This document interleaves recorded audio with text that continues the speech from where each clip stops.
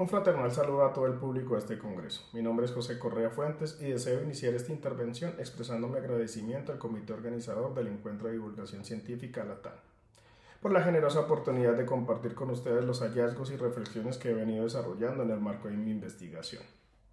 Soy docente de música del Magisterio Colombiano con 20 años de experiencia, músico egresado del Conservatorio del Tolima, magíster en Gestión y Evaluación Educativa por la Universidad Externada de Colombia y actualmente curso estudios de doctorado en Educación en la Universidad Antonio Nariño. Esta ponencia se inscribe dentro del proceso investigativo que vengo desarrollando bajo la orientación del Dr. Humberto Parga, decano de la Facultad de Artes de dicha universidad, a quien agradezco profundamente su acompañamiento académico y humano. Sin más preámbulos, quiero invitarlos a sumergirse conmigo en una reflexión que nace de la práctica musical colectiva, pero que dialogue con la pedagogía, la comunicación y el desarrollo humano. Les presento entonces esta ponencia titulada El ensamble musical como estrategia para el desarrollo de la comunicación oral, no verbal e interpersonal en estudiantes de educación básica secundaria. Para introducirlos en este artículo basta decir el silencio que comunica y el sonido que educa.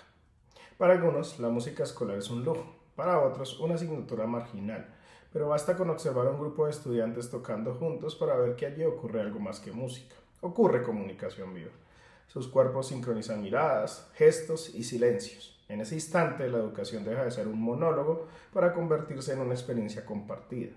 Esta ponencia propone mirar el ensamble musical no solo como una actividad artística, sino como una estrategia pedagógica potente para desarrollar la comunicación oral, no verbal e interpersonal en estudiantes de básica secundaria. No hablamos de la anécdota, sino desde un análisis riguroso de autores que, como Halland y Rabinovich, han mostrado que la música en grupos fortalece habilidades sociales, emocionales y expresivas. En un contexto escolar que privilegia lo verbal y lo medible, el ensamble ofrece una alternativa basada en el cuerpo, la escucha y la empatía. Allí estudiantes que no suelen hablar descubren nuevas formas de expresarse, participar y construir sentido con otros. Por eso, esta investigación parte de una convicción simple pero profunda. La música enseña a comunicar incluso antes de que haya palabras. Esto se justifica cuando la palabra no basta. A menudo se piensa que comunicar es simplemente hablar, pero reducir la comunicación a lo verbal es desconocer la potencia del cuerpo, del silencio, de la mirada. En el contexto escolar, esta visión limita la expresión a quienes dominan la palabra hablada, dejando fuera a quienes comunican desde otros lenguajes. Aquí es donde el ensamble musical irrumpe como una alternativa pedagógica que hace visible lo que normalmente se ignora: la expresividad no verbal y la interacción afectiva.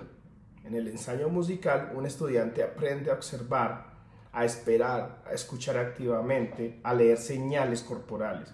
Cada gesto tiene un valor expresivo, cada pausa puede ser una forma de presencia. Esta escena no solo permite la ejecución de una obra musical, sino que habilita un tipo de aprendizaje comunicativo que es profundo, colectivo y sensible.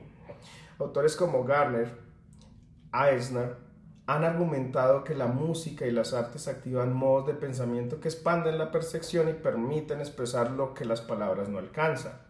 En esa línea, el ensamble es un espacio donde el lenguaje se multiplica, donde el estudiante se reconoce no solo como hablante, sino como intérprete de su propio cuerpo y de su relación con los demás.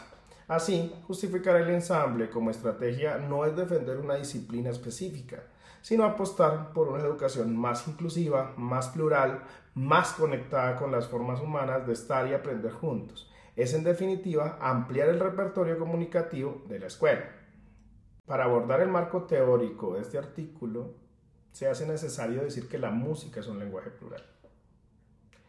La música es un lenguaje no solo como un factor metafórico o tal vez poético, es una afirmación epistemológica profunda. Como lenguaje, la música tiene sintaxis, matices, pausas y silencios cargados de intención, pero a diferencia del lenguaje verbal, no necesita traducirse para ser comprendido. Un estudiante puede sentir cuando un fragmento musical dice algo triste, algo alegre o potente, sin que nadie se lo explique. Ese fenómeno es comunicación, y ese fenómeno, cuando se da en grupo, es también construcción colectiva del sentido. Partimos del concepto de Musiken propuesto por Christopher Small, quien sugiere que la música no es un objeto, sino un verbo.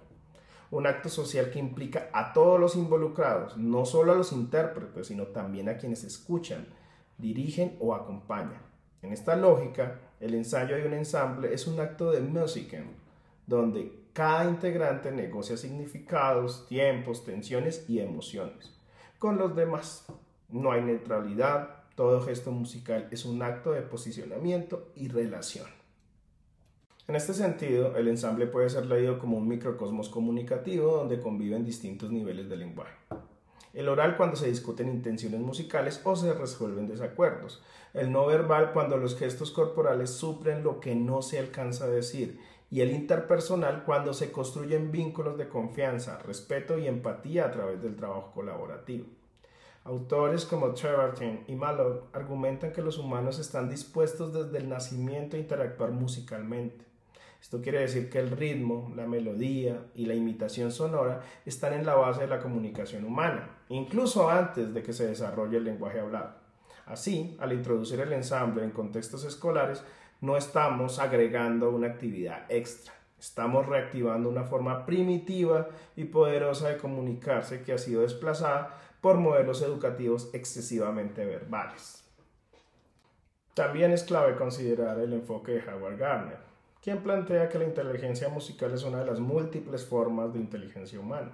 Desde esta perspectiva, un estudiante que se expresa mejor a través del ritmo o la melodía tiene derecho a ser reconocido, no como débil en lo verbal, sino como fuerte en lo musical. El ensamble entonces no solo forma músicos, forma ciudadanos que aprenden a comunicarse desde su singularidad. Finalmente, no podemos dejar de lado el aporte de Elliot Eisner, quien defiende que las artes educan la percepción y amplían la experiencia cognitiva.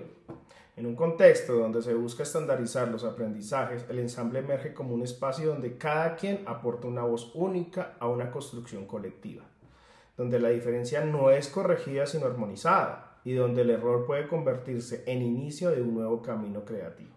En síntesis, este marco teórico nos invita a pensar el ensamble no solo como una metodología musical, sino como una pedagogía del encuentro, una gramática de la diferencia y un laboratorio de ciudadanía comunicativa. La metodología de este artículo se basa en investigar desde la lectura y la escucha. En lugar de recopilar datos desde una muestra o aplicar instrumentos cuantificables, este trabajo optó por un camino diferente, el de escuchar lo que la literatura científica ya ha dicho y trazar conexiones críticas entre disciplinas que a menudo se piensan separadas, como quien interpreta una partitura sin ejecutarla. Esta investigación no se centra en la ejecución empírica, sino en la exploración teórica. Es un viaje entre textos, pero también entre prácticas, intuiciones y posibilidades pedagógicas. El abordaje metodológico se enmarca dentro de la revisión teórico-documental, que permite analizar con profundidad diferentes fuentes académicas relacionadas con la educación musical, la comunicación, la pedagogía y la neurociencia.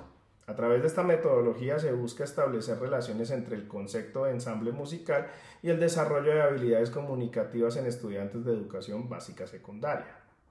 Para ello, se seleccionaron textos de autores como Hallam, Gardner, Small, Eisner y Treverton y Malloch, entre otros, cuyas contribuciones ofrecen una base teórica robusta para pensar la música no solo como expresión artística, sino como lenguaje educativo. Esta metodología no busca demostrar una hipótesis rígida, sino abrir preguntas significativas. ¿Cómo se comunica un grupo cuando hace música? ¿Qué tipo de vínculo se construye cuando la expresión individual se convierte en armonía colectiva? ¿Cómo cambia la relación con el otro cuando se ha respirado a tiempo con él?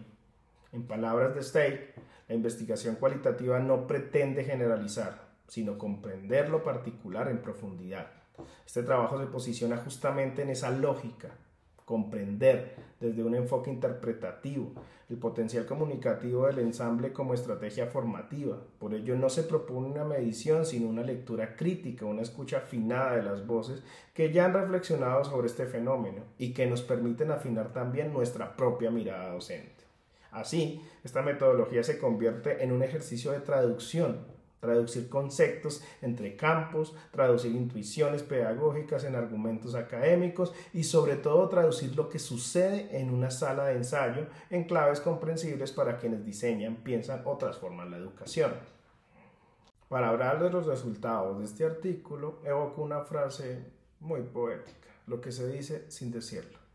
Si pensáramos en el ensayo musical como una conversación sin palabras, descubriríamos que cada gesto, cada pausa y cada mirada contiene una carga comunicativa tan intensa como cualquier discurso verbal.